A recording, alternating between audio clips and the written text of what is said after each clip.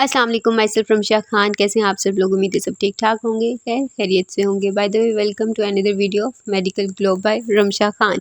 अच्छा, इसका पार्ट 1 जो था मैंने ऑलरेडी एक्सप्लेन कर चुकी हूँ, ठीक है, लास्ट लेक्चर में मेडिकली इंपॉर्टेंस ऑफ प्रोटोजोआ, ठीक है। इसका पार्ट 1 ऑलमोस्ट मैंने काफ़ी ज़्यादा बता दिया था, यानी कि जिसमें मैंने प्रोटोजोआ का बता दिया था, कौन कौन से इंपॉर्टेंट प्रोटोजोन्स होते हैं उनको बताया था, जिनमें से फर्स्ट हमारे पास अमीबा था। फिर हमने अमीबा को डिस्कस किया, उससे जो होती है डिजीज़ उसको डिस्कस किया, फिर अमीबियोसिस को किया, पैरासाइट क्या होते हैं ये देखा था, और लिविंग बॉडी में पैरासाइट्स कहाँ पर जाके रहते हैं वो देखा था, जिसमें हमने इंटेस्टाइन को स्टडी किया था।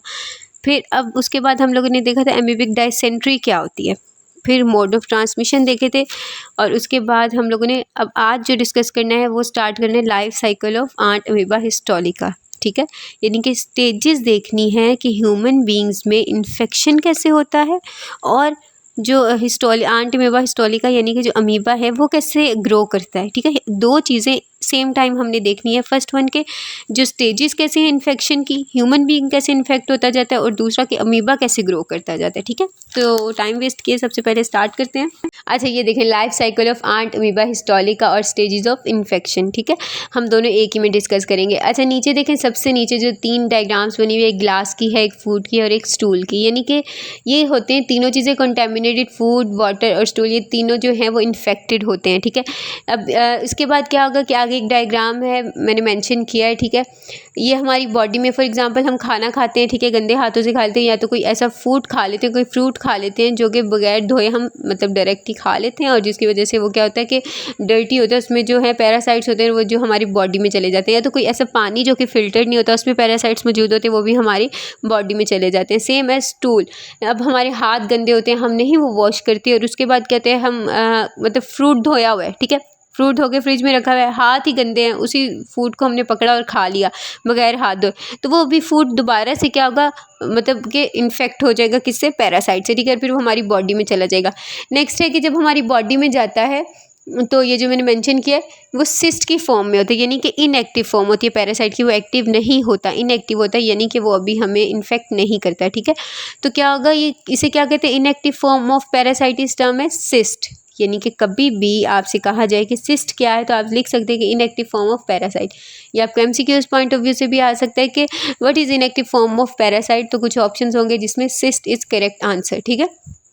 नेक्स्ट है कि एक हेल्दी पर्सन में चला गया, ठीक है, हेल्दी पर्सन में गया, उसके बाद ये क्या होगा, डाइजेस्टिव ट्रैक में चला जाएगा, जैसे कि मैंने आप लोगों को कल बताया हुआ है कि ये क्या होगा, ऑरल कैविटी में जाएगा, ठीक है, वहाँ से digestive tract, oral to digestive tract में जाएगा।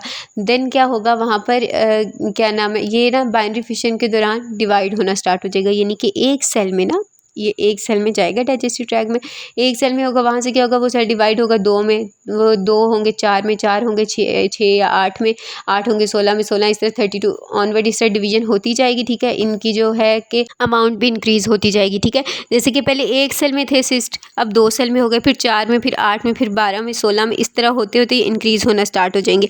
अच्छा, अब ये बाइनरी फिशन क्या होती है, आप लोगों ने मियोसिस माइटोसिस में बहुत अच्छे से पढ़ा होगा कि एक फ्यूरो अपीयर, क्लीवेज में भी मैंने ऑलरेडी बताया हुआ है, ठीक है, कि एक फ्यूरो अपीयर हो जाता है, जिस तरह के एक आप ले लेना बॉल, ठीक है, उसको बीच में से आप ज़ोर से प्रेस कर देते हैं, या एक बैलून ले लेते हैं, उसको बीच में से आप प्रेस कर देते हैं, यानी फिंगर से ऊपर से भी ज़ोर लगाएं और नीचे से भी ज़ोर लगाएं, तो एक फ्यूरस अपीयर हो गया। वो आप जब दोनों फिंगर्स बीच में से जोड़ देंगे तो हाफ बैलून एक साइड पे हो जाएगा, हाफ बैलून एक साइड पे हो जाएगा, और अगर ये बैलून ना होता, कोई और चीज़ होती, तो ये 2 डिवाइड हो जाती, ठीक है। तो ये 2 इस तरह एक सेल के बीच में क्या होगा, फ्यूरो अपीयर होगा, ठीक है, बेंडिंग होती होती होती वो आपस में दोनों की बेस जो होंगी वो मिल जाएंगी, और जिसकी वजह से एक सेल 2 में डिवाइड हो जाएगा, और इस तरह फर्दर जो है, इस तरह जिस तरह क्लीवेज में सेल 1 से 2, 2 से 4 में डिवाइड होते हैं, सेम एज इसमें सेल जो है डाइजेस्टिव सिस्टम में वो सेल जिसमें सिस्ट प्रेजेंट है वो डिवीजन उनमें होगी बाइनरी फिशन के थ्रू, फिर जाके ये जनाब एक्टिव हो जाएंगे, ठीक है। आगे जो 2 डायग्राम्स मैंने बताए हैं ये हो गए फिर एक्टिव, हर सेल एक्टिव हो गया, हर सेल में बल्कि जो सिस्ट हैं वो एक्टिव हो गए, अब वो सिस्ट नहीं कहलाएंगे, पैरासाइट्स ही कहलाएंगे, ठीक है। फिर उसके बाद वो क्या करेंगे, digestive large intestine, digestive tract से लार्ज इंटेस्टाइन में जाएंगे और वहाँ पे उसको इन्फेक्ट कर देंगे, ठीक है। अब वो एक्टिव हो चुके हैं, अब वो अपना फंक्शन जो है वो जो उन्होंने रोल अदा करना है वो करेंगे, ठीक है।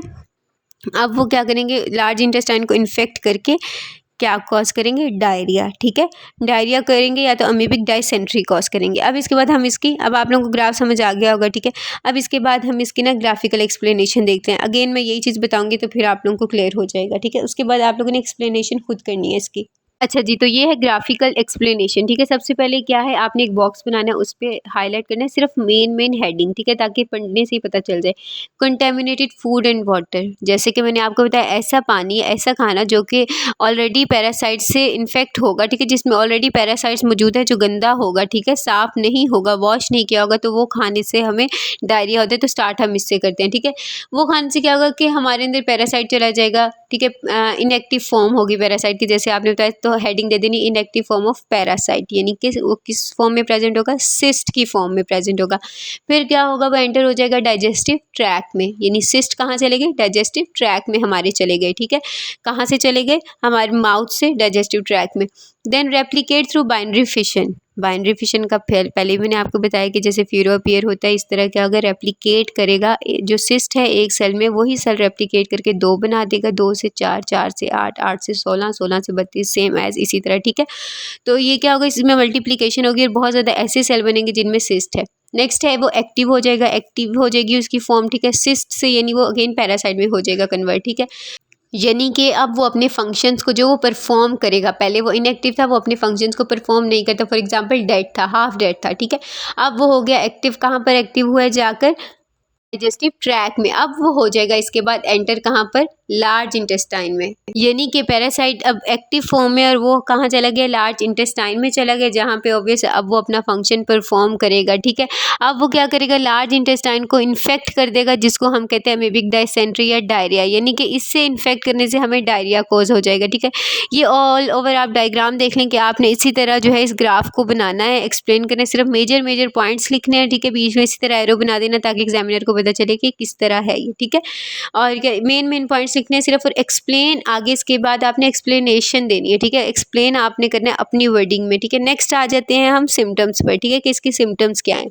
हमें पता है भाई, डायरिया हो जाएगा, एब्डोमिनल पेन, यानी कि बेली में पेन होगा। ठीक है, ये आप लोगों को मैंने कल भी बताया था कि हमें बेली पेन होता है, जिसको हम एब्डोमिनल पेन भी कहते हैं, और डायरिया। ठीक है, नेक्स्ट है passing of blood with stool is common in the case, यानी स्टूल के दौरान हमें ब्लीडिंग भी होगी। ठीक है, ये कॉमन है, ये केस में कॉमन चीज़ है। ठीक है, हिपेटोमेगली अकर, यानी कि ये भी एक डिजीज़ है।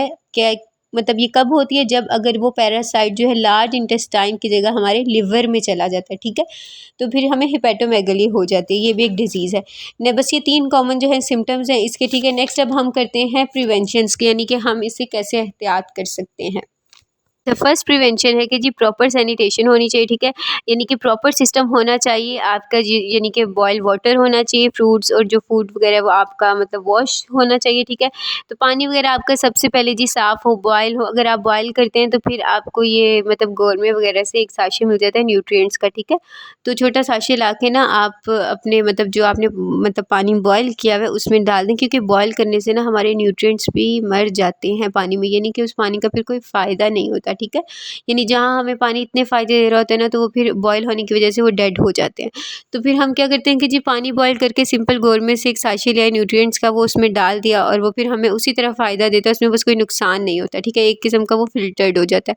या तो आप सिंपल जाके फ़िल्टर्ड वाटर लें, लेकिन देखिए फ़िल्टर्स का बड़ा मसला होता है, यानी फ़िल्टर्स के ऊपर लिखा होता है कि यहाँ से जी सिर्फ 500 मतलब उस पे रेंज लिखी होती है कि भाई यहाँ से सिर्फ इतना ही पानी बॉयल मतलब फ़िल्टर होकर निकल सकता है। ठीक है, और माशाल्लाह से जो हमारे फ़िल्टर्स होते हैं उसमें एक दिन में ही लोग इतना पानी मतलब लेके जा चुके होते हैं, और महीनों वो फ़िल्टर वहीं लगा होता है, उसमें कोई, फिर मेरा ख़्याल है कि उसमें कोई फ़िल्टर नहीं हुआ था पानी। ठीक है, वो सिर्फ नाम का फ़िल्टर होता है, पानी वैसे ही गंदा, तो कि भाई उसकी कैपेसिटी ख़त्म हो गई है, उसकी कैपेसिटी आप एक दिन में ले गए हैं। ठीक है, सारी ख़त्म कर चुके हैं, तो वो कहाँ से आपको पानी फ़िल्टर कर के देगा, वो उसमें बिल्कुल कैपेसिटी नहीं होती उसका फ़िल्टर, मतलब उसमें जो फ़िल्टर लगा था वो इतना गंदा हो चुका है, मतलब उसकी कैपेसिटी डेड है। ठीक है, तो हम बस नाम का फ़िल्टर पानी ला रहे होते हैं और पी रहे होते हैं, लेकिन सॉरी टू से वो वैसे का वैसा गंदा ही होता है, उसमें पैरासाइट्स वैसे ही जर्म्स मौजूद होते हैं। तो इससे बेहतर है घर पे बॉयल करें, गौरमेंट से लाएं साशे। ठीक है, न्यूट्रिएंट्स का वो उसमें डालें और पी लें, सिंपल, वो आपके लिए बेनिफिट भी है। ठीक है, नेक्स्ट आ जाता है